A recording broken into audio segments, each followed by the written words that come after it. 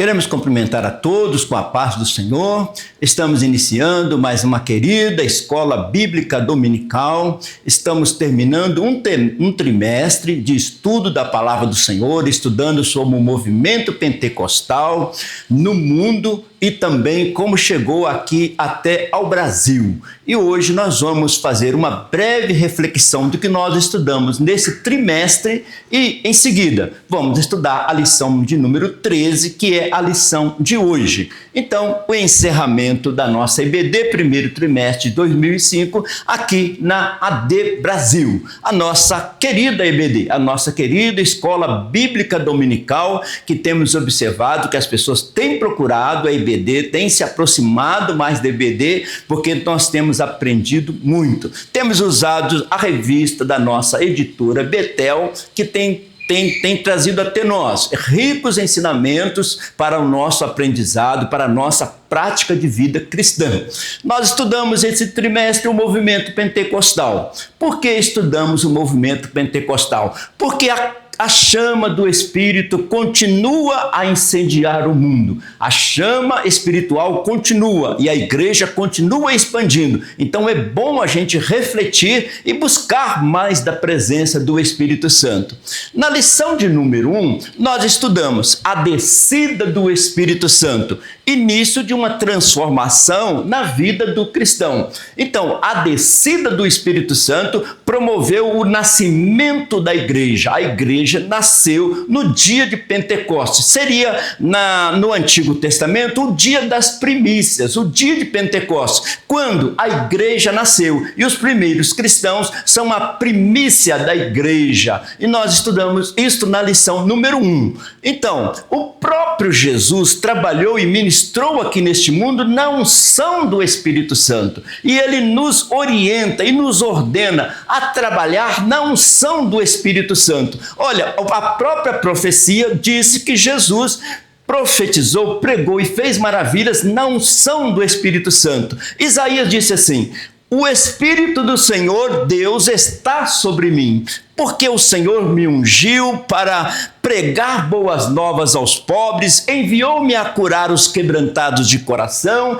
a proclamar liberdade aos cativos e a pôr em liberdade os algemados. Esta profecia de Isaías, escrita no ano 730 a.C., cumpriu na pessoa de Jesus. Jesus dedicou ao reino de Deus na unção do Espírito Santo e recomendou que a igreja também continuasse essa missão na unção do Espírito Santo. Portanto, antes dele subir ao céu, antes da sua assunção ao céu, ele disse: permanecei em Jerusalém até que sejam revestidos de poder. Ele deu a ordem que pregasse o evangelho, mas também deu a ordem que antes ficassem aguardando a descida do Espírito Santo. E na lição de número 1 nós aprendemos isso, a importância do Espírito Santo na missão da igreja.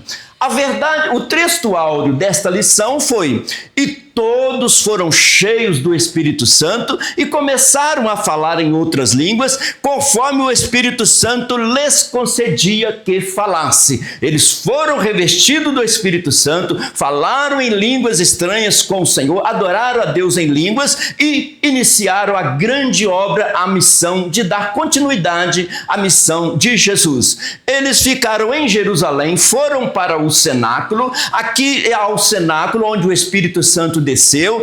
Embaixo era a casa de Maria, no andar superior era o cenáculo, e ali o Espírito Santo desceu no dia de Pentecostes. Olhando por dentro, aqui mais ou menos 120 pessoas estavam no dia de Pentecostes orando, pedindo o Espírito Santo prometido por Jesus. E ele desceu e a igreja nasceu, eles foram revestidos do poder de Deus e iniciaram a grande missão que chegou até nós. A verdade aplicada da lição número 1 foi esta: até que o Senhor venha, a igreja precisa de revestimento de poder para cumprir a missão que ele entregou à igreja. Então, até a volta de Jesus, nós vamos precisar de buscar a unção do Espírito Santo. A igreja nasceu na unção e vai continuar até a volta de Jesus. Assim, o revestimento de poder para fazer a obra de Deus, não simplesmente para dizer eu estou cheio do Espírito Santo, mas demonstrar esse cheio do Espírito Santo fazendo a obra do Senhor, a evangelização, levando o nome de Jesus, pregando o evangelho na unção do Senhor. Até quando? Até que Jesus Cristo volte. A igreja está nesta unção. Depois nós estudamos a lição de número 2, em permanente vigilância, o chamado à santidade e à preparação. Estamos falando sobre o derramar do Espírito Santo, e para que o derramar do Espírito Santo aconteça, nós temos que estar em vigilância e numa vida de santidade, porque o Espírito Santo vai descer e desce sobre as vidas em santidade. E isto foi o que nós estudamos na lição de número 2. Então, a vocação principal de Deus para nós, a vocação à santidade, buscar ser uma pessoa separada para Deus e glorificando a Ele, aí o Espírito Santo se manifesta nas nossas vidas. O nosso texto de ouro foi em Romanos, e isto digo, conhecendo o tempo que já é a hora de despertarmos do sono, porque a nossa salvação está agora mais perto de nós do que quando aceitamos a fé. Se, quando Paulo escreveu aos Romanos, ele disse que a volta de Jesus estava próximo, imaginamos que agora, a cada dia que passa, a volta de Jesus está mais próximo. E o que ele diz para a igreja? Desperta do sono, já é hora de despertar o sono, que se aproxima a volta de Jesus. E a igreja tem uma missão para cumprir, e vamos cumprir na unção do Espírito Santo. A verdade aplicada da lição número 2 foi esta: as experiências e os avivamentos do passado não nos dispensam de um viver constante, vigilância e oração. Então, se um dia recebemos uma unção do poder de Deus, não podemos conformar só com aquela unção do passado, mas continuamente buscando ser cheio do Espírito Santo, logicamente vigiando, tendo uma vida de santidade e de oração, para mantermos cheios do Espírito Santo. Assim, aguardando a volta de Cristo em constante oração e vigilância, para que o avivamento continue conosco. Dessa forma, estamos obedecendo as Escrituras. Não apagueis o Espírito Santo, não apagueis o Espírito Santo, porque Ele quer fazer uma obra na igreja. Este avivamento, um contínuo avivamento para a igreja de Cristo. Se despertarmos e vivemos esse avivamento contínuo, a igreja vai cumprir a missão estabelecida por Jesus para ela. Depois nós estudamos a lição de número 3, que tinha por título, e tem, a Reforma Protestante. Chegou um momento que Martim Lutero e mais cristãos perceberam que a igreja precisava ser reformada, sair daquele comodismo. Então surgiu a Reforma Protestante, o reavivamento e o retorno às Escrituras. Com o passar dos séculos, a igreja acomodou dentro de um formalismo que precisou ser reformada. E Deus levantou Martim Lutero e outros cristãos também com uma visão de reformar a igreja, voltar às Escrituras, voltar ao original, dentro da palavra do Senhor. Então surgiu a Reforma Protestante. A cruz de Cristo tem que estar no centro, o sangue de Jesus aspergido, salvando muitas pessoas. Isto foi Reforma Protestante. O texto de ouro desta lição foi este: porque em Cristo se descobre a justiça de Deus de fé em fé. Como está escrito, mas o justo viverá pela fé. Então, naquela época, a igreja fazia muitas coisas para ver se aproximava de Deus. Aí vem a Reforma Protestante com um esclarecimento bíblico, dizendo, olha, a nós devemos viver de fé em fé, porque o justo viverá da fé. A fé é o firme fundamento que nos aproxima de Deus. E a Bíblia diz, sem fé é impossível agradar a Deus. A Reforma Protestante nos chamou a exercitar a fé na palavra de Deus. Então, o justo viverá pela fé. A verdade aplicada desta lição foi: Como discípulos de Cristo, devemos ansiar por receber mais do Senhor e aprender mais das Escrituras, buscar as Escrituras. Por que surgiu a reforma?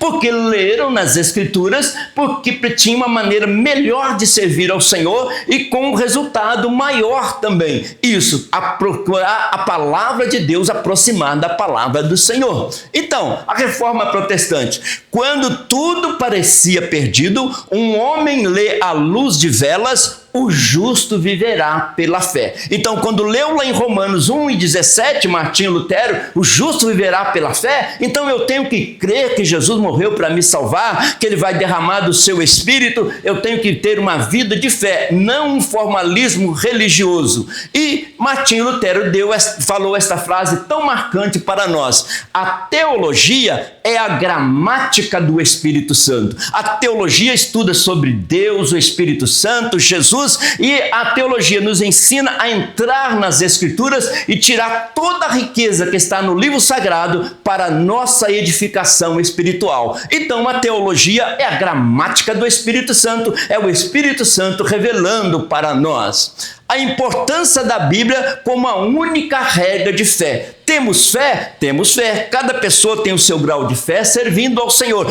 mas todos com base nas Escrituras. A reforma protestante nos chamou para as Escrituras. A nossa fé tem como base as Escrituras sagradas. Depois nós estudamos a lição de número 4, que estudamos sobre o puritanismo, um movimento de pureza espiritual e vida dedicada a Deus. Depois da reforma protestante, agora estavam seguindo as Escrituras, mas os líderes da época chegaram à conclusão que precisávamos ser mais puros, mais santos. Então surgiu o movimento chamado puritanismo, que mais tarde veio gerar o movimento pentecostal, uma série de coisas. Mas o puritanismo foi essencial na história da igreja, a volta à pureza, à santidade. Assim, aprendendo com os puritanos. E nesta aula nós aprendemos muito com os puritanos a ter uma vida separada para Deus. Os puritanos eram dedicados à oração, à leitura da Bíblia, muito dedicados buscando a pureza na presença de Deus. O texto de ouro desta lição foi: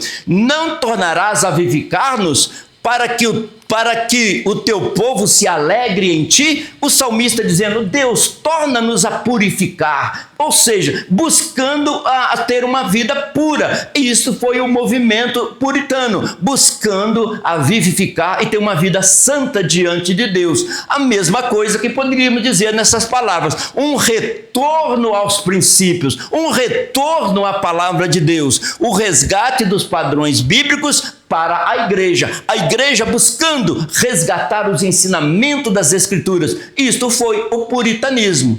E a verdade aplicada desta lição foi esta: na vida cristã sempre haverá necessidade de renovação, correção e retorno a princípios bíblicos esquecidos ou pouco enfatizados. Então nós estudamos nesse trimestre que houve vários avivamentos na história da igreja. Por quê? Alguns detalhes importantes para a vida cristã estavam sendo esquecidos, deixados de lado. Aí voltaram a buscar o puritanismo, a presença de Deus, a reforma e tudo isso para que voltasse aos princípios das Sagradas Escrituras. O puritanismo enfatizou muito isto. Então, os puritanos e a meditação nas Escrituras. Eles voltaram para as Escrituras e viram que as Escrituras queriam de nós mais pureza espiritual. E eles voltaram a praticar essa pureza espiritual. Homens que amavam a Bíblia Sagrada. Eles não ficavam só orando, mas eles liam uma palavra, e a Bíblia diz assim para nós em João 17: santifica-os na verdade, a tua palavra é a verdade. A Bíblia nos santifica quando nós estamos lendo a palavra do Senhor. Então, quem foram os puritanos? Paixão pela pureza. Os puritanos, paixão pela pureza, a busca pela pureza continuamente. Depois nós estudamos a lição de número 5, que estudamos sobre o pietismo, Ali antes estudamos sobre o puritanismo, sermos mais puros. Agora, o pietismo, estudando sobre uma vida piedosa, uma vida mais dedicada ao Senhor, reavivando o coração através da devoção pessoal. Quando nós estudamos no pietismo o valor da piedade, não é somente no sentido de ter piedade das pessoas, mas ter uma vida de piedade diante de Deus, uma vida sincera, de humildade na presença do Senhor. Estudamos bem detalhado o pietismo, uma volta para a santificação na presença do Senhor. Então o salmista diz assim: a minha alma tem sede de Deus, do Deus vivo. Quando entrarei e me apresentarei à face de Deus? Olha o desejo do salmista. Quando eu vou estar na presença de Deus? Isto é pietismo, a vontade de chegar perto de Deus. O texto de ouro desta lição foi: tem cuidado de ti mesmo e da doutrina. Persevera nestas coisas, porque fazendo isto te salvará tanto a ti como aos que te ouvem. Então, o pietismo nos leva à Escritura Sagrada, a nós praticarmos a Bíblia, tanto para o nosso bem pessoal, como também para levarmos essa mensagem a outras pessoas. Isto, o pietismo nos convidou, nos chamou para ter uma vida de mais piedade, mais devoção, para nós sermos abençoados e outras pessoas serem abençoadas. Então, Paulo, escrevendo ao Timóteo, ele diz: mas é grande a piedade com contentamento. Eu vou viver uma vida de piedade aos pés do Senhor, mas fazendo isso com contentamento, não como uma obrigação, como um prazer de estar na presença do Senhor. A verdade aplicada desta lição foi: devemos nos manter dependentes da ação do Espírito Santo para que a sua chama não se apague em nossa vida até que Cristo venha. É muito importante o cristão sempre lembrar que nós dependemos do Espírito Santo. É Ele que nos santifica, é Ele que convence do pecado, é Ele que nos enche de poder para fazer a obra do Senhor. Então, o pietismo nos ensinou a viver uma vida dependente do Espírito Santo, assim mantendo a chama do Espírito Santo, mantendo a chama do Espírito Santo acesa, sempre na nossa vida cheio do Espírito Santo. E aí, o padrão bíblico para a vida cristã, caminhando segundo os ensinos das Sagradas Escrituras. Como eu vou me aproximar de Deus? Aproximando da palavra de Deus, porque a palavra de Deus é viva e eficaz e ela age em nossas vidas. Quer aproximar mais de Deus? Aproxima mais da sua palavra. Então, o pietismo tinha como a base a Escritura Sagrada, a chama viva do Espírito Santo e semeando a palavra do Senhor. Semeando e colhendo, semeando e fazendo a obra do Senhor. Depois nós estudamos a lição de número 6, o wesleyanismo. Então, quando John Wesley levantou um movimento, Deus usou para trazer um grande avivamento naquela época. A história da igreja já tinha passado por alguns avivamentos, conforme nós estamos vendo. Mas o Wesley chegou e viu que a igreja precisava ser mais avivada e o Espírito Santo moveu de uma maneira muito significativa. Então, a chama que deu forma ao metodismo e à santidade. Então, o Wesley estabeleceu um padrão de buscar ao Senhor, e ele buscava ao Senhor, fazia leitura da Bíblia, dedicava, a ponto deles serem chamados de metodistas, cheio de métodos, porque eles eram bem vocacionados a cumprir as Escrituras. Horário para a oração, para a leitura da Bíblia, horário para fazer visitações, para abençoar as pessoas, para ensinar. Então eles buscavam santidade e, dentro do metodismo, trazendo um novo movimento para a igreja. E o John Wesley foi considerado um tição tirado do fogo. No início, quando ele era criança, ele foi salvo de um incêndio e a sua mãe colocou esse título para ele, um tição tirado do fogo, que é uma expressão que já está na Bíblia, um tição tirado do fogo. E John Wesley foi um tição tirado do fogo. John Wesley e o avivamento metodista, buscando ao Senhor, trazendo um avivamento para a igreja daquela época. O texto áureo da nossa lição é este: que pregues a palavra, inste a tempo e fora de tempo, redargue-as, repreendas, exortes com toda longanimidade e doutrina. Então, Paulo, escrevendo para o jovem pastor Timóteo, dá muito esclarecimento como ele deveria pastorear a igreja. Você pode corrigir, você pode repreender, exortar, animar as pessoas com longanimidade, mas com doutrina, com base nas escrituras sagradas. E John Wesley procurou fazer isso na época dele, ele e a sua família e todos aqueles que foram vocacionados naquela época. Então, pregue a palavra de Deus a tempo e a fora de tempo. John Wesley viu que a igreja precisava anunciar o reino de Deus a tempo e a fora de tempo. Por quê? Se nós ficarmos pensando se é hora, é o tempo, que hora é o tempo de pregar a palavra de Deus e começarmos a questionarmos, nós não vamos encontrar este tempo. Então Paulo vai escrever para Timóteo e diz, olha, pregue a tempo e a fora de tempo. Você não sabe qual a semente vai nascer? Então prega e deixa que Deus dá o crescimento. Então, a verdade aplicada desta lição foi, para não sermos envolvidos pela frieza e a indiferença espiritual, é necessário perseverar em oração e vigilância, à luz da palavra, com a ajuda do Espírito Santo. Então, a palavra perseverar aqui vem de uma forma muito assim, espontânea e no momento atual. É necessário perseverar, oração e vigilância, para termos uma vida avivada, para não entrarmos na frieza, assim rompendo com a frieza espiritual. Como nós vamos romper com a frieza espiritual? Tendo uma perseverança em oração e busca da palavra de Deus. Então, o avivamento wesleyano do século XVIII veio transicionar a igreja para outro nível. A igreja estava num patamar espiritual, mas quando Wesley começou a pregar e veio o avivamento, a igreja passou para outro patamar e começou a enxergar missões, trabalhos que poderiam ser feitos no mundo inteiro. A igreja foi avivada.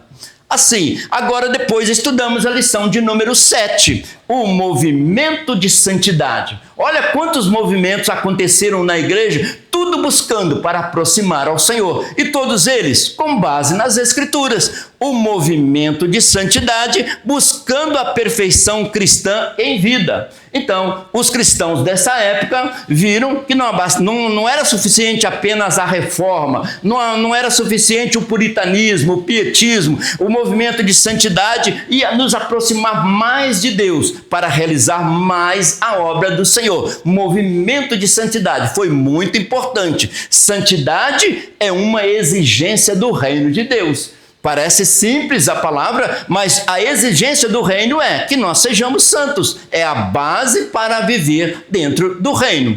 O texto de ouro desta lição foi: portanto, ide e ensinai a todas as nações, batizando-as em nome do Pai, do Filho e do Espírito Santo. Então, aqui ele ensina a batizar, a fazer a obra do Senhor, ensinar as nações. Mas para alguém ensinar outras pessoas, primeiro é preciso que tenha conhecimento. Então, o ato de ir e ensinar é uma ordem de Jesus com base nas Escrituras. Assim, a tradição da santidade e do pentecostalismo. Hoje nós lembramos muito do movimento pentecostal, mas o movimento pentecostal teve origem no movimento de santidade. Conforme nós dissemos no início, o Espírito Santo vai habitar numa vida santa. Então, o movimento de santidade gerou o pentecostalismo, o movimento pentecostal.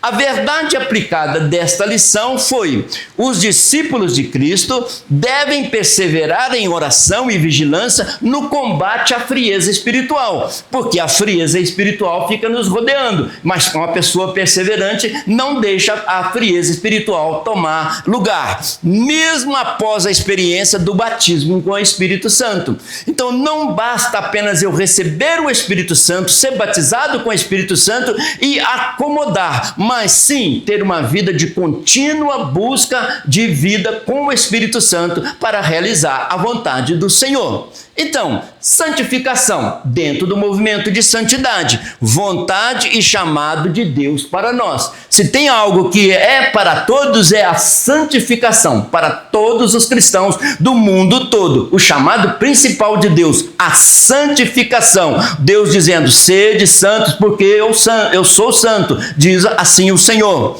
A oração especial, buscando o poder de Deus, buscando a santidade, o poder de Deus se manifesta no nosso meio.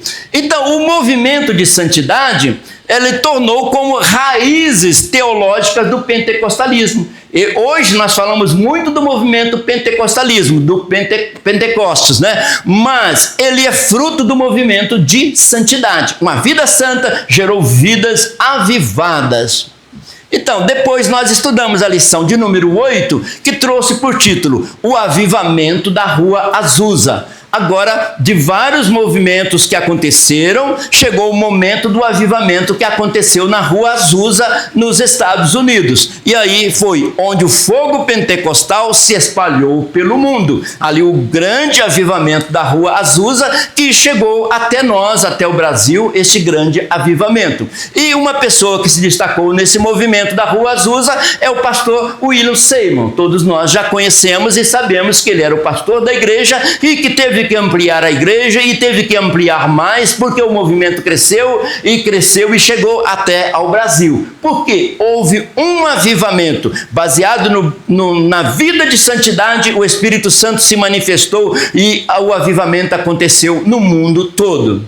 O texto de ouro dessa lição estava lá em Jeremias. E buscar-me-eis e achareis quando me buscardes de todo o vosso coração. Então, aqui existe uma ordem de Deus. Se vocês me buscarem, eu prometo que eu vou derramar o Espírito Santo na vida de vocês. Se vocês me buscarem, vocês vão me encontrar. Eu vou abençoar e revestir a igreja.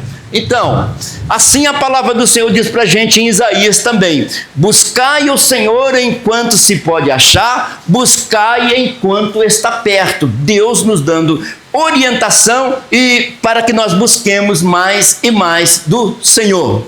A verdade aplicada desta lição foi: é preciso clamar ao Senhor por um avivamento espiritual que resulte em renovação, transformação, para a glória de Deus. Então, esta lição enfatizou muito a nossa busca ao Senhor.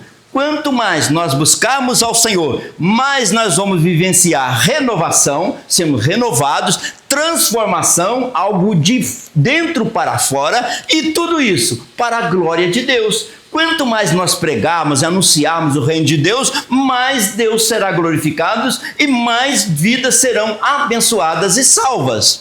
Assim, porque derramarei água sobre o sedento e rios sobre a terra seca, e derramarei o meu espírito sobre a tua posteridade e a minha bênção sobre os teus descendentes. Então já tem uma promessa de Deus muito antes de Jesus vir ao mundo, que Deus ia derramar do seu espírito. E essa promessa continua válida e ativa para o dia de hoje. Precisamos continuar buscando, porque há uma promessa de Deus dizendo: eu vou derramar do meu espírito se vocês buscarem. E essa promessa de Deus é uma profecia e uma promessa. Olha, eu vou cumprir o que eu disse. Se vocês buscarem, vou derramar do meu espírito, diz o Senhor. Assim, vamos ter o poder do Espírito Santo agindo na nossa vida. Depois nós estudamos a lição de número 9. Já caminhando durante esse trimestre, estudamos uma lição número 9. O movimento pentecostal no Brasil. Então nós vimos que na Europa aconteceram vários movimentos, depois nos Estados Unidos também a busca pela presença do Senhor, depois um avivamento na Rua Azusa nos Estados Unidos, muito conhecido este avivamento, e este avivamento chegou até ao Brasil. Então agora nós estamos na lição número 9, estudando a entrada do movimento pentecostal no Brasil. O movimento pentecostal no Brasil, um despertar que mudou a nação. Então, nós vimos que já havia algumas pessoas pentecostais no Brasil, mas o movimento pentecostal mesmo aconteceu quando? Quando o movimento pentecostal no Brasil só foi possível pela atuação direta do Espírito Santo na vida de Gunnar Wingre e Daniel Berg. Quando dois jovens suecos vão aos Estados Unidos, estão ali avivados e foram enviados para o Brasil. Começou então o movimento pentecostal no Brasil. Chegaram em Belém do Pará, no norte do país, e o movimento expandiu por toda a nossa nação, e nós somos frutos deste avivamento. O texto áureo desta lição foi: impondo-lhes as mãos Paulo, veio sobre eles o Espírito Santo, e falavam línguas e profetizavam.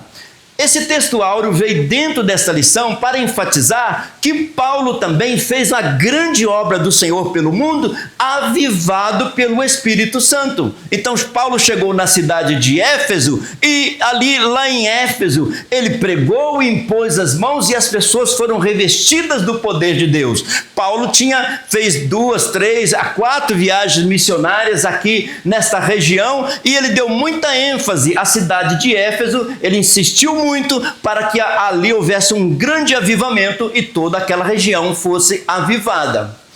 Assim, chegando no Brasil, a história da fundação em 1911, a Assembleia de Deus no Brasil, foi fundada como Missão Apostólica e logo em seguida Assembleia de Deus. Daniel Berg e Gunnar Wingre chegam ao nosso Brasil e constrói o primeiro templo bem singelo, com 22 pessoas, e de repente hoje nós temos milhões e milhões de pessoas servindo ao Senhor. Todo o trabalho começou em Belém do Pará, onde eles chegaram no navio chamado Clemente, e dali este avivamento foi para todo o Brasil, que nós conhecemos como as Assembleias de Deus.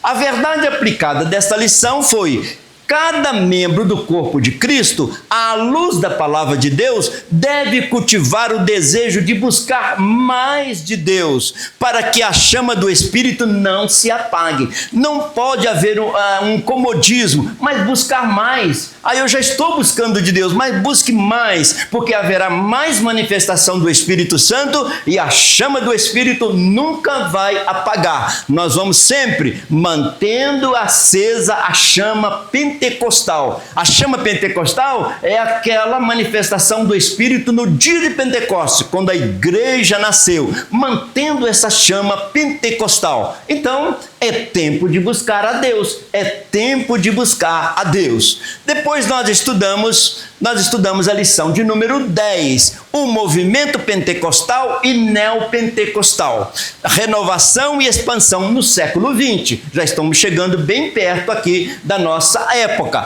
Então, existiu e existe o movimento pentecostal clássico, mas também teve movimentos neopentecostais, que veio depois, através de mensagens e pregações, surgiu também o neopentecostalismo no Brasil. O movimento pentecostal, que chegou logo no início, 1911, e depois neopentecostais, que foram espalhando também pelo Brasil.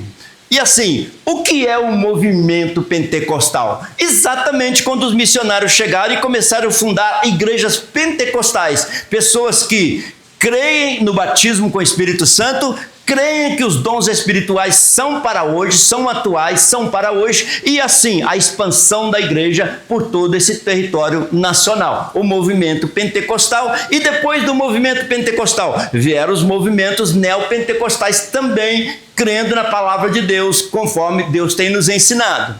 Assim, o movimento pentecostal, nós analisamos a história do movimento pentecostal e a doutrina. Nós temos uma história de movimento pentecostal no Brasil e temos uma doutrina bíblica. Nós estamos dentro de um movimento pentecostal, mas com base nas escrituras sagradas. Então, os pentecostalismo no Brasil, o pentecostalismo clássico e o neopentecostalismo. O pentecostalismo clássico e os neopentecostais no Brasil atuando na unção do Espírito Santo. O texto de ouro para esta lição foi esse: de sorte que as igrejas eram confirmadas na fé e cada dia crescia em número. A igreja primitiva, por ser uma igreja avivada na unção do Espírito Santo, crescia em número. Aqui nós vemos dois fatos importantes: a igreja crescia em qualidade e em quantidade. Crescia na aproximação de Deus e ao mesmo tempo em quantidade, e assim a igreja foi expandindo.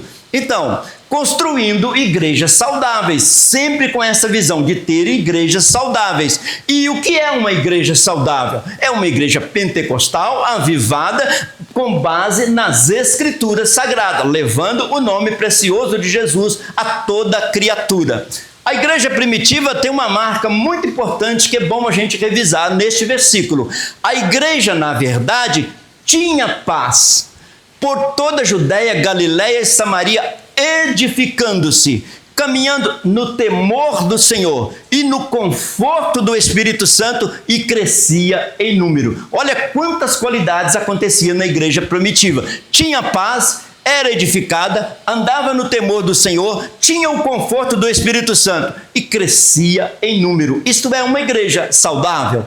A verdade aplicada desta lição foi: para não sermos influenciados pelos modismos teológicos, nem arrastados por qualquer vento de doutrina, devemos permanecer fiéis às Escrituras, sempre tendo as Escrituras nos nossos avivamentos, nas nossas pregações, no nosso louvor, na nossa oração, na nossa meditação e reflexão, dia após dia. Isso, nós vamos então ter as marcas de igreja saudável na presença do Senhor. E uma igreja saudável é uma igreja preparados para o crescimento qualitativo e quantitativo na presença do Senhor. Depois, então, nós estudamos a lição de número 11, o batismo com o Espírito Santo e o pentecostalismo clássico. O pentecostalismo clássico é exatamente os primeiros pentecostais que fundaram, no caso, as Assembleias de Deus que espalharam por todo este Brasil. E depois, o neopentecostalismo também, cada um cumprindo a sua missão. A promessa que transforma vidas. Agora vamos falar, então, o Espírito Santo dentro do pentecostalismo. O Espírito Santo nos transforma. A primeira coisa que a gente deve estar sempre em mente: o Espírito Santo não reforma de fora para dentro, ele transforma de dentro para fora. Então, o texto de ouro desta lição foi: impondo-lhes Paulo as mãos, veio sobre ele o Espírito Santo e falavam em línguas e profetizavam. Então, Paulo continuava com as orientações das Escrituras, impondo as mãos, orando, e Jesus batizando as pessoas com o Espírito Santo e a igreja expandindo a cada dia. Assim, somos templos do Espírito Santo. Deixemos que ele nos conduza à sua vontade, à vontade de Deus. Se nós somos morada do Espírito Santo, vamos dar oportunidade para que o Espírito Santo nos conduza, nos dirija a nossa vida. É preciso deixar o Espírito Santo agir em nós. Por isso a Bíblia diz: não apagueis o Espírito. Onde? Nas nossas vidas, para que ele tenha oportunidade de agir. Nesta lição nós tivemos como verdade aplicada: como discípulos de Cristo, que tem uma missão a cumprir, devemos buscar a experiência do batismo com o Espírito Santo e o contínuo enchimento do Espírito Santo. Não devo buscar o Espírito Santo só uma vez e ser batizado, mas continuamente buscar ser cheio do Espírito Santo. Assim, a poderosa presença do Espírito Santo não é só uma descida do Espírito Santo, mas a presença contínua do Espírito Santo sobre as nossas vidas. Na lição de número 12, nós estudamos o movimento pentecostal e a obra missionária, levando o fogo de Deus às nações. Quando a pessoa se torna renovado pelo Espírito Santo, ele volta a atenção para a obra missionária. Quer levar a outras nações, a outros povos, a outras cidades, a outros estados, a missão de pregar o Evangelho, porque a pessoa está renovada pelo Espírito Santo. Pentecostes, a força geradora de missões. Uma pessoa que vive o pentecostalismo, ele tem vontade de fazer missões, levar o evangelho a toda criatura. Missões é uma obra do Espírito Santo. Por isso, a pessoa que tem o Espírito Santo quer fazer missões. O texto de ouro desta lição foi: e disse-lhes, ide por todo mundo e pregai o evangelho a toda criatura. Foi ordem de Jesus. E como nós vamos cumprir uma ordem como essa? Só sendo cheio do Espírito Santo. Ele diz, pregai o evangelho a toda criatura. Porque muitos pensam que todos são filhos de Deus. Mas a Bíblia diz que todos somos criaturas de Deus. Aquele que aceita Jesus como seu Salvador passa a ser filhos de Deus e tendo o seu nome escrito no livro da vida. E para fazer isso, cheios do Espírito Santo. Olha o que diz lá João 1:12. Mas a todos quanto receberam, deu-lhes o poder de serem feitos filhos de Deus, a saber, os que creem no seu nome. Então, são filhos de Deus quem? Os que creem no seu nome. Por isso ele diz, pregue a toda criatura, porque aquele que crer, esse vai ser filho de Deus. A verdade aplicada dessa lição foi: o discípulo de Cristo deve estar comprometido com o anúncio do Evangelho, no poder do Espírito Santo, para que a glória de Deus até que Cristo venha. Então, o discípulo tem servir a Jesus, cheio do Espírito Santo, pregando o Evangelho, até a volta de Jesus. Olha o que diz Romanos 15:19. Pelo poder de sinais e maravilhas e por meio do poder do Espírito de Deus, assim desde Jerusalém e arredores até o Ilírico, proclamarei plenamente o Evangelho de Cristo. Paulo, escrevendo à igreja de Roma, ele disse, eu vou começar e vou levar o Evangelho aonde for possível. Por quê? Paulo estava cheio do Espírito Santo. E se nós tivermos esta unção, nós vamos ter também este mesmo ânimo de levar a palavra de Deus para o mundo todo, levar a mensagem para o mundo todo, levar as boas novas para o mundo todo que carece de Cristo. Agora, então, chegamos à lição de número 13, que é a lição deste domingo, do dia 30 de março. Estamos felizes porque estamos estudando a última lição, fizemos uma breve reflexão do que nós estudamos durante o trimestre e agora vamos estudar esta última lição e relembrar o quanto nós aprendemos durante esse trimestre e temos aprendido. Então, vamos nós? Lição número 13, a lição de hoje. Tem como título, a necessidade do avivamento no século XXI. Hoje, no século XXI, há uma necessidade de avivamento. Uma nova geração clamando pelo poder do Espírito Santo. Hoje, em pleno século XX, onde nós estamos, cada um na sua cidade, no seu país, no seu estado, há uma necessidade de um avivamento para que cumpramos a vontade do Senhor. Então, avivamento, a maior necessidade da igreja. Avivamento, a maior necessidade da igreja. Tendo avivamento, tem missões, tem evangelismo. O texto de ouro da lição número 13 de hoje é este aqui, baseado em livro de Atos. E nos últimos dias acontecerá, diz Deus, que do meu espírito derramarei sobre toda a carne, e os vossos filhos e as vossas filhas profetizarão, vossos jovens terão visões e vossos idosos sonharão sonhos. Ele volta no dia de Pentecostes, quando aconteceu o derramar do Espírito. Pedro se colocou de pé e disse, olha, o que está acontecendo aqui é a profecia do profeta Joel, que Deus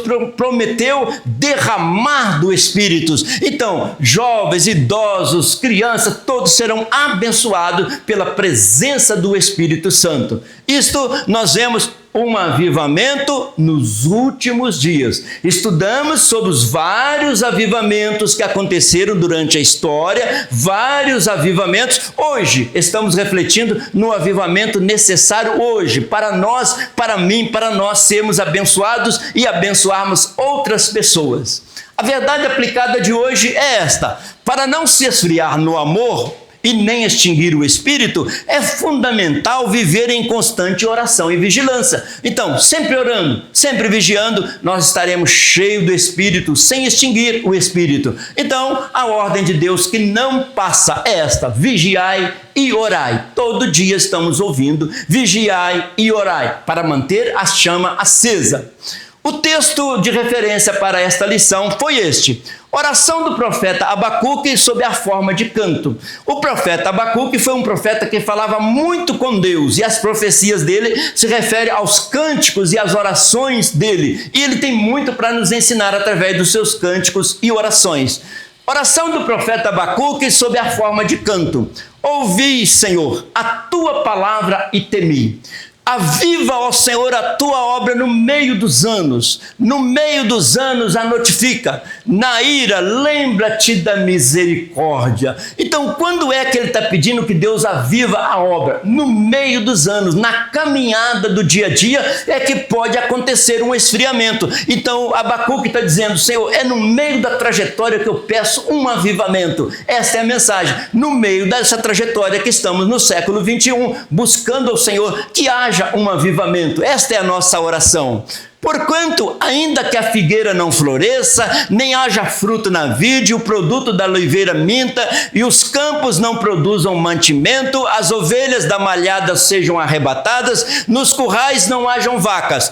Todavia, eu me alegrarei no Senhor, exultarei no Deus da minha salvação. Ele está dizendo, mesmo diante das tantas dificuldades, ele está pedindo: Deus, aviva a tua obra, porque assim eu vou enfrentar, vou passar por tudo isso e vou glorificar ao Senhor, vou continuar alegre, me alegrarei no Senhor, se estiver uma vida avivada. Então o profeta Abacuque é um profeta de muita oração e de muito cântico. É só a gente ler e a gente fica feliz de ler as orações do Abacuque. Que intimidade ele tinha com Deus. E ele questionava, conversava com Deus e Deus falava com ele. Qual era a oração de Abacuque? Aviva, Senhor, hoje. Quero um avivamento hoje.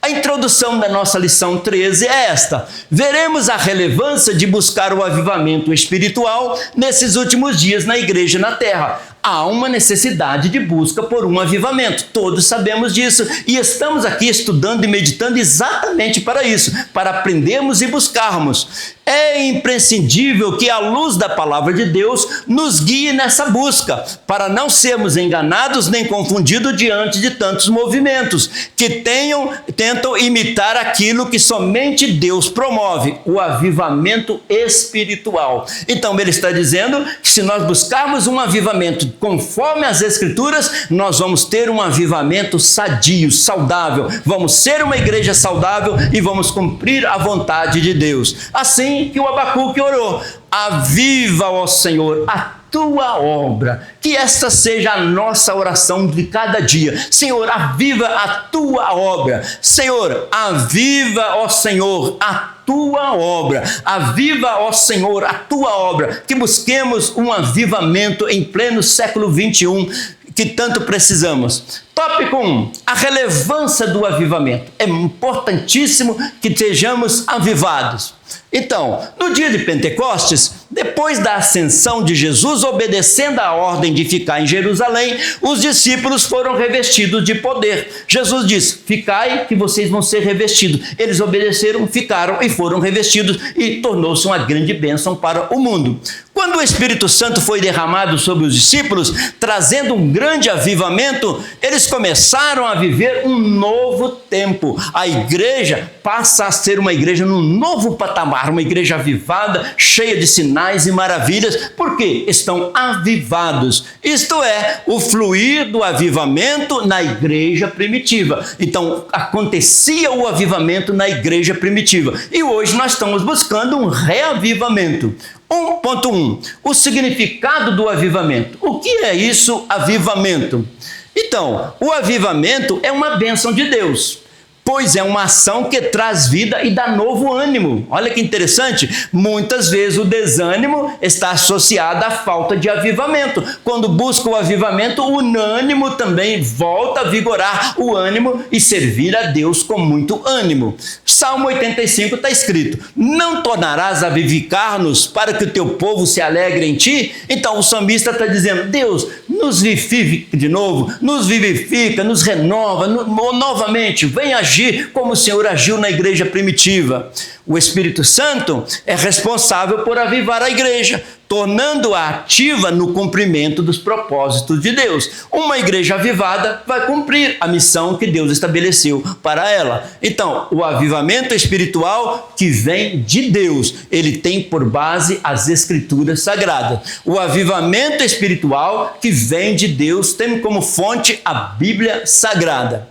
O avivamento é uma obra de Deus, pelo seu Espírito Santo, sem dúvida, não é coisa humana. Os seres humanos entram e colocam-se à disposição do Espírito Santo, e ele traz o avivamento, que desperta e levanta para um viver fervoroso e dinâmico os que estão dormindo espiritualmente. Então, o avivamento desperta aqueles que estão espiritualmente acomodados, e cada um começa a buscar um dom, a exercer alguma coisa para Deus. Paulo, escrevendo à igreja de Éfeso, ele disse: pelo que diz, desperta, ó tu que dormes, levanta-te dentre os mortos e Cristo te esclarecerá. A mensagem de Paulo é: desperta-te, Deus quer te renovar, quer fazer algo em sua vida e através da sua vida. Então, avivamento na vida pessoal, um despertar espiritual para uma vida mais profunda com Deus. A pessoa já está salva, já está no caminho do Senhor, mas quando ele recebe um avivamento, ele torna-se uma vida mais útil para o Senhor, mais cheia de Deus, mais cheia do Espírito Santo. Então, hoje, acreditamos na necessidade de um avivamento, ou seja, uma visitação divina vivificadora. Nós sabemos disso, que nós queremos e estamos orando e buscando um avivamento como o único evento capaz de evitar o desastre da frieza espiritual. Porque Satanás procura lançar as igrejas do século 21, mas a igreja está atenta e cheia do Espírito. Paulo, escrevendo à igreja de Roma, ele diz: e isso digo, conhecendo o tempo que já é a hora de despertarmos do sono, porque a nossa salvação está agora mais perto do que quando aceitamos a fé. A volta de Jesus se aproxima, e antes da vinda de Jesus, um grande avivamento na igreja, levando o nome de Jesus para todas as nações. Um verdadeiro avivamento espiritual, falando de Jesus até a volta do próprio Cristo. 1.2. A urgente necessidade de avivamento. Há necessidade de um avivamento hoje. Assim, ao longo da história, a Igreja de Cristo vivenciou diferentes avivamentos em lugares diversos. Já estudamos sobre isto. Isaías diz: porque derramarei água sobre o sedento e os rios e sobre a terra seca. Derramarei o meu espírito sobre a tua posteridade e a minha bênção sobre todos os seus descendentes. Tem uma promessa que Deus vai derramar do seu Espírito nos últimos dias. Então vamos buscar. Hoje a igreja carece de um despertar espiritual. Portanto, a oração de Abacuque continua valendo. Aviva a tua obra, Senhor. Aviva a tua obra. No coração de cada crente pentecostal, salvo em Jesus Cristo, deve existir o desejo de experimentar um avivamento pessoal e da profundidade do Espírito Santo no seio da igreja. Muitas vezes nós queremos um avivamento na igreja, e o avivamento precisa começar individualmente em cada um desejo de buscar mais de Deus. Assim é o avivamento pessoal, que depois vai toda a igreja sendo abençoada. Olha o Salmo 42. A minha alma tem sede de Deus, do Deus vivo. Quando entrarei e me apresentarei ante a face de Deus? Olha o Salmo 63. Ó Deus, tu és o meu Deus, de madrugada te buscarei, a minha alma tem sede de ti. Aqui nós vemos salmistas adorando ao Senhor e com sede de chegar mais de Deus. Estamos no momento de buscar mais de Deus, porque Deus tem promessa de derramamento do Espírito para os últimos dias. Então, santidade individual leva ao avivamento. Quero o avivamento. Como chegar ao avivamento? Santidade individual leva ao avivamento, cada um buscando ao Senhor. Então, é necessário que o Espírito Santo inspire homens e mulheres para anunciar o chamado de Deus a uma profunda comunhão com Ele, tornando os crentes mais vivos, ativos, intensa na busca pelas coisas de Deus. Então, quem é que faz isso? O Espírito Santo em nós. Amós escreveu: porque assim diz o Senhor à casa de Israel, buscai-me e vivei. Todos queremos viver fisicamente e espiritualmente. Qual é o segredo? Buscar ao Senhor. Busque ao Senhor e terá vida e saúde e uma vida próspera na presença do Senhor. Então, avivados para influenciar uma geração. Estamos no século 21. A nossa geração precisa ser influenciada por nós. E como nós vamos influenciar a nossa geração hoje, nesse dia? Tendo uma vida avivada. Vamos influenciar muitas pessoas. 1.3. O avivamento da igreja. Falamos do avivamento individual, que leva ao avivamento de toda a igreja. Assim, todos nós precisamos de avivamento, sem dúvida, para não ceder às abordagens do inimigo da nossa alma e nem à nossa natureza carnal. Precisamos ter uma vida do Espírito, andando no Espírito, superando toda a obra da carne.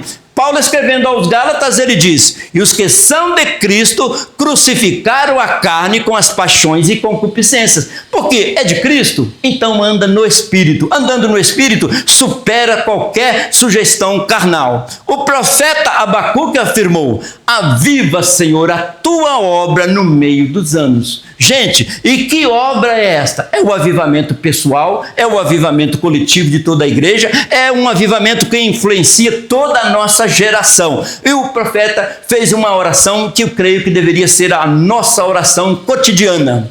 Avivamento e santidade não andam separados. Interessante, estamos estudando desde o início. Avivamento e santidade não andam separados. Uma vida de santidade leva ao avivamento e ambos caminhando na presença do Senhor. Agora, a busca pelo avivamento é obrigação de todo cristão que anseia se manter de pé diante do Senhor. Quero manter firme? Buscando ao Senhor. Olha que Paulo escreveu aos Coríntios: aquele, pois, que cuida estar em pé, olhe para que não caia. Então, buscando o avivamento, está longe de cair, porque está aproximando cada momento com Deus. A chama do Espírito não pode se apagar. Para que essa chama não se apague, é preciso buscar ao Senhor. Busco ao Senhor em oração, em leitura da palavra de Deus, o avivamento vem sobre a minha vida e eu sirvo ao Senhor com alegria, sou abençoado e ainda abençoo a minha geração. Então, Pedro, escrevendo, ele diz: avivamento e santidade.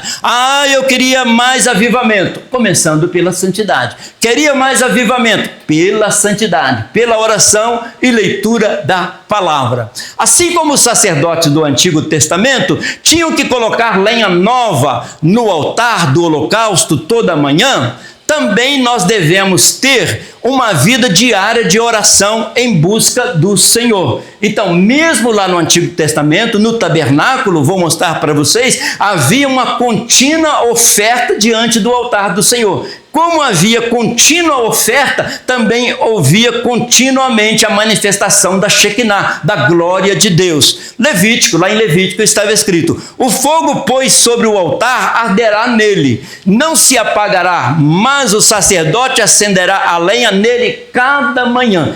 Cada manhã o sacerdote acendia a lenha. Cada manhã havia oferta ao Senhor e a glória de Deus descia no tabernáculo. Então, se nós a cada momento está buscando ao Senhor, buscarmos ao Senhor hoje na era do Novo Testamento, a glória de Deus, do Espírito Santo, estará sobre as nossas vidas. Tópico 2 da lição 13, hoje: as condições para ocorrer um avivamento. O que precisa para acontecer um avivamento?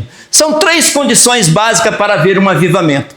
O avivamento deve começar no coração, sim, no coração de cada cristão, por meio de arrependimento, oração e estudo da palavra de Deus, procurando se aproximar do Senhor, pedindo perdão, orando, buscando, vem o avivamento. Olha o que está escrito no segundo livro de Crônicas: e se o meu povo, que se chama pelo meu nome, se humilhar, orar e buscar a minha face, e se converter dos seus maus caminhos, então eu ouvirei dos céus, perdoarei os seus pecados e sararei a sua terra. Ele disse: se o meu povo me clamar, eu vou sarar toda a terra. Se a igreja buscar um avivamento, Deus vai abençoar toda a nossa geração, em nome de Jesus.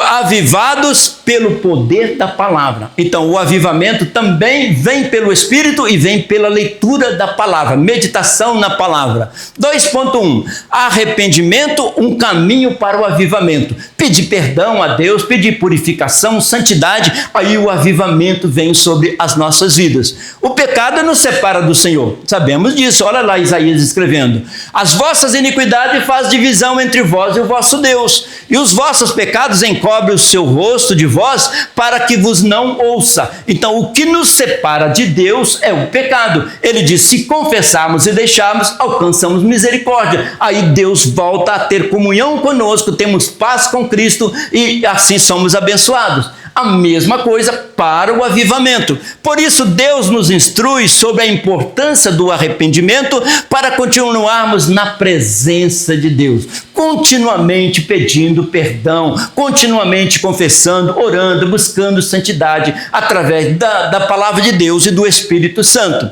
Romanos 3:23, Paulo escreveu: porque todos pecaram e destituídos estão da glória de Deus. Todos nós pecamos, todos nós devemos ajoelhar e pedir a Deus perdão, assim Ele nos perdoa e o avivamento vem nas nossas vidas. Então, restaure o seu altar, cada um de nós. Restaure o seu altar, o altar da oração. Quando nós pensamos em restaurar o altar, quando Elias restaurou o altar, o poder de Deus desceu. Da mesma forma hoje, quando restauramos o altar, o Espírito de Deus se manifesta nas nossas vidas. O avivamento pessoal vem do arrependimento sincero e de admitirmos o nosso pecado, que nos distancia de Deus. Somente assim podemos ser perdoados, purificados e restaurados. Aí lá na história da igreja em Atos 17. Mas Deus, não tendo em conta os tempos da ignorância, anuncia agora a todos os homens em todo lugar que se arrependem. Então, quem é que Deus chama ao arrependimento? Simplesmente todos. Ele diz: todos pecaram, e agora está dizendo que todos os homens se arrependam para que sejam abençoados, purificados.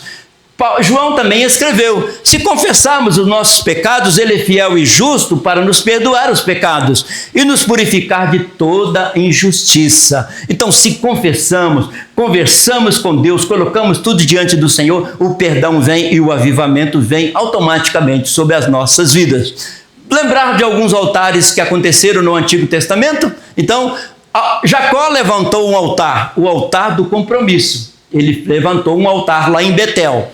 O altar do tabernáculo, lá no santuário, conforme nós já vimos aqui no tabernáculo, tinha um altar também. O altar de Davi foi o altar de conciliação. Quando ele pediu a Deus perdão, aí ele fez um altar de conciliação. E também o altar de Elias, o altar da restauração. Elias trouxe um grande avivamento sobre a nação lá no Monte Carmelo, quando ele restaurou o altar na presença do Senhor. Arrepender-se é sinônimo de vida. Arrepende, muda de vida, Deus traz nova vida. Olha o que está escrito em Mateus: e dizendo: arrependei-vos, porque é chegado o reino dos céus. O reino de Deus está tão próximo de nós. E com um arrependimento, nós fazemos parte do reino e com mais confissão e chegando mais perto de Deus, vivenciamos o avivamento. O arrependimento bíblico leva a uma mudança que resulta em se voltar para Deus e se arrender à sua boa, perfeita e agradável vontade. Então, da parte de Deus, a vontade de Deus é boa, perfeita e agradável. E nós chegamos a Ele e Ele nos abençoa com esses momentos preciosos. Então, concluindo, restaurando o altar da oração. Quer um avivamento? Restaurar o altar da oração. Aí o avivamento vem. 2.2. O avivamento é precedido de oração. Sem dúvida. Buscai-me e vivei. Então, o avivamento vai vir na sequência cronológica. A oração e em seguida o avivamento. O livro de Lucas e Atos, principalmente, evidenciam uma forte conexão entre a oração e a ação do Espírito Santo. Se olharmos a história da igreja, é oração e derramar do Espírito, sempre assim. Lucas 3:21. Aconteceu que, como todo o povo se batizava, sendo batizado também Jesus, orando ele, o céu se abriu.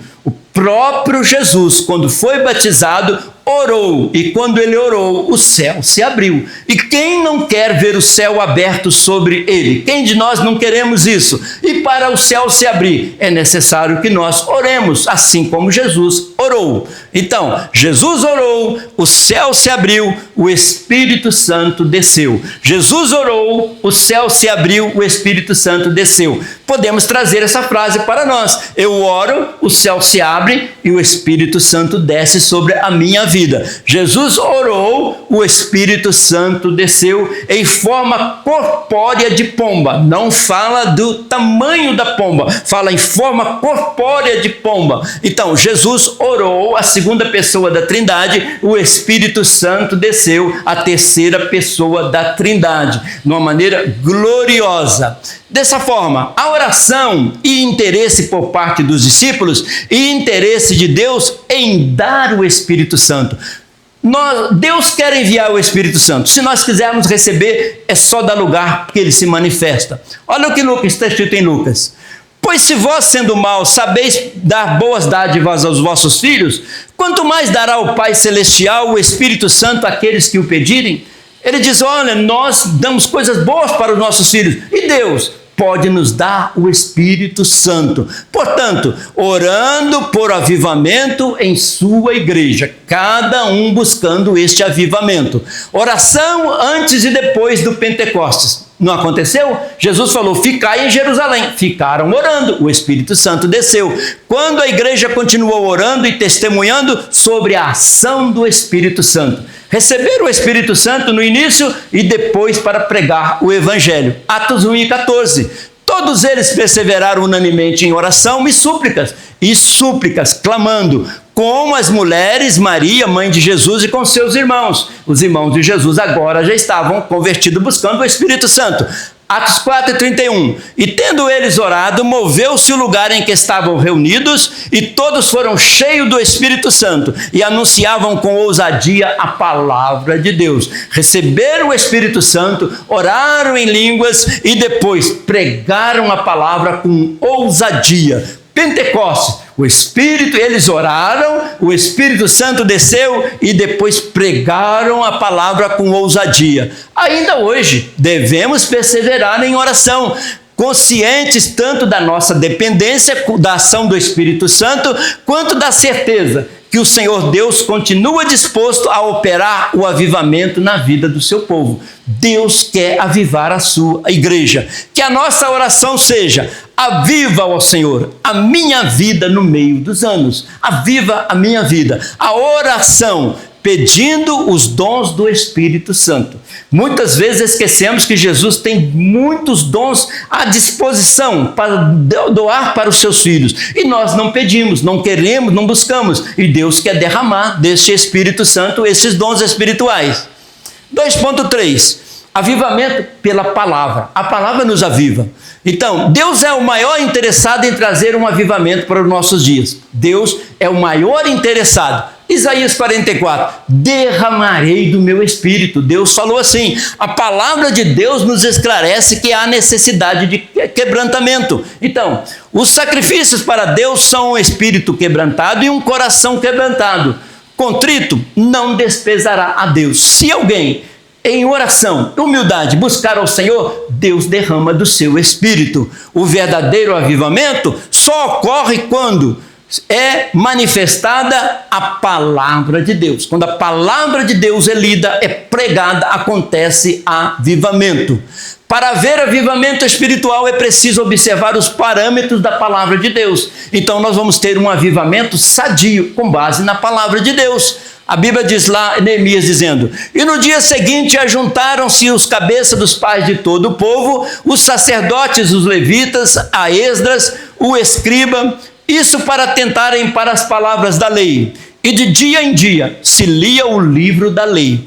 Desde o primeiro dia até o derradeiro, celebravam a solenidade da festa de 7 dias e no 8º dia, a festa do encerramento, segundo o rito. Então, na época de Neemias, houve um grande avivamento. E o avivamento aconteceu pela palavra de Deus. Então, na época de Neemias, o povo tinha voltado do cativeiro e ele ordenou que fosse lida a palavra de Deus. E quando foi lida a palavra de Deus perante o povo, o avivamento chegou.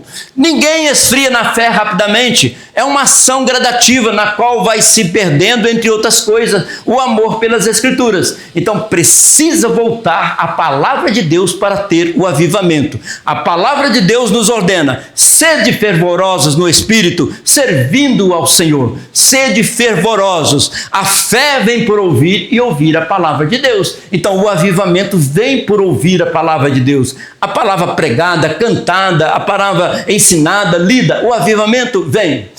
Tópico 3, último da lição 13 de hoje, os resultados de um avivamento. Até agora estamos falando do avivamento. E os resultados? O que acontece depois do avivamento?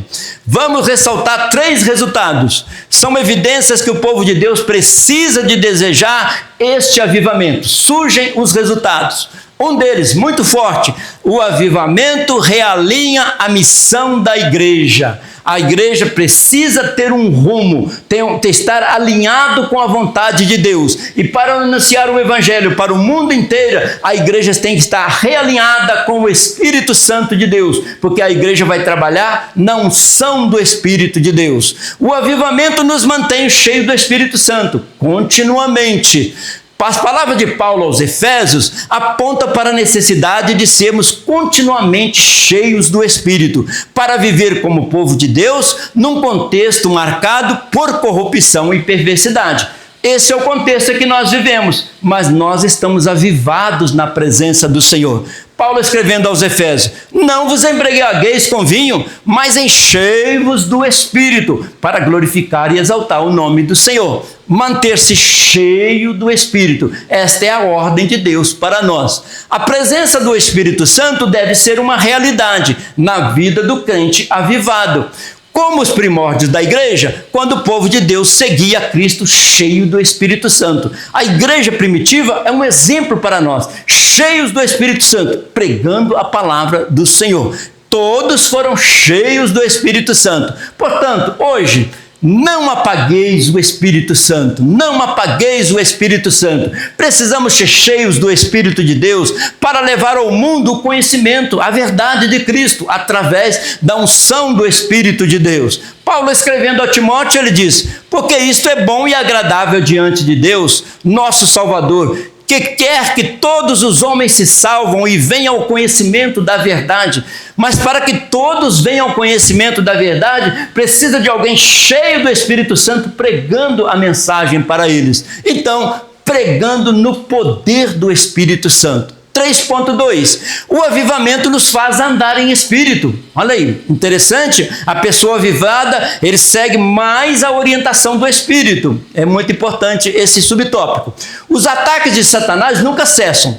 Carecemos de um avivamento constante do Espírito Santo. O avivamento fortalece os crentes a rejeitar as paixões mundanas. Olha o que Paulo escreveu aos Gálatas: digo, porém, andai em espírito e não cumprireis a concupiscência da carne. Quem anda em espírito vence a concupiscência da carne. Então, andar no espírito é um recurso sobrenatural de Deus para nós. Maravilha! O andar no Espírito é um recurso de Deus sobrenatural para nós. Deus nos orientou assim. Satanás se esforçam para que vivamos na carnalidade. Por isso, Deus nos diz: não extinga o Espírito, viva sempre cheio do Espírito. Para andar em Espírito, existe apenas um caminho: fortalecer em Cristo, andar em Cristo. E a Bíblia diz para nós: posso todas as coisas em Cristo que me fortalece. Se estou em Cristo, cheio do Espírito, não vou fazer nada que desagrada ao Senhor, mas sempre fazendo aquilo que é do agrado de Deus. 3.3 e último subtópico. O avivamento nos faz viver uma vida abundante, uma vida cheia da graça e da unção do Senhor. Deus quer nos dar vida, e vida com abundância. Como autor da vida, somente Deus tem para dar esta vida. Paulo, escrevendo aos Efésios, ele diz: aquele que é poderoso para fazer muito mais abundantemente, além daquilo que pedimos. Então Deus quer nos dar um avivamento abundante para nós termos uma vida de vitória. O que diz o Salmo 23? unges a minha cabeça com óleo e o meu cálice transborda. O meu cálice transborda. E não é só materialmente, transborda de alegria, transborda de paz, transborda de amor a Deus, de amor à palavra, de amor ao próximo. O meu cálice transborda.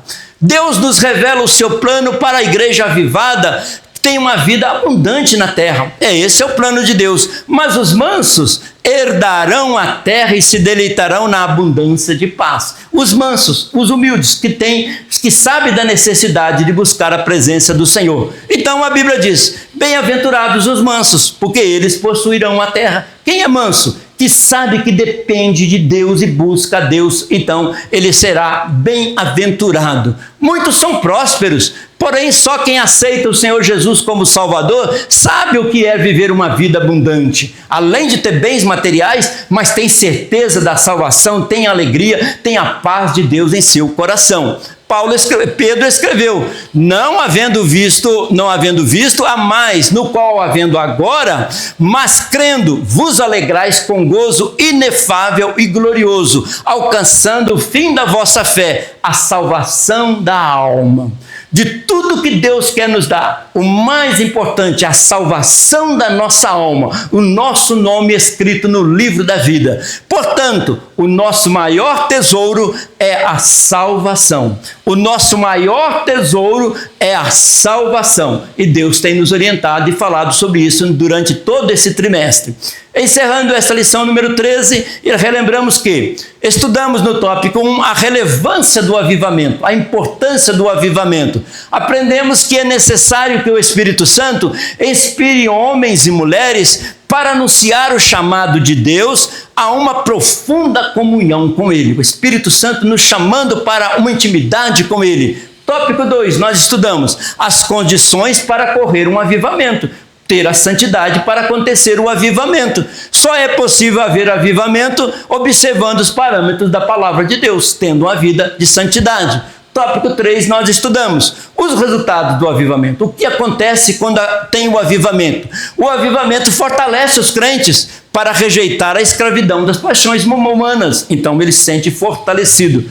Conclusão final: que o Espírito Santo continue operando em cada coração, o anseio por buscar mais de Deus, que cada discípulo de Cristo responda positivamente ao Espírito, que o Senhor aqueça os corações, fazer com que transbordem em amor para a edificação da igreja e para a glória de Deus. Esse é o nosso desejo. Então, Jeremias mesmo disse: e buscar-me-eis e me achareis, quando buscar de todo o coração. Assim, buscando a presença de Deus, buscando a presença de Deus.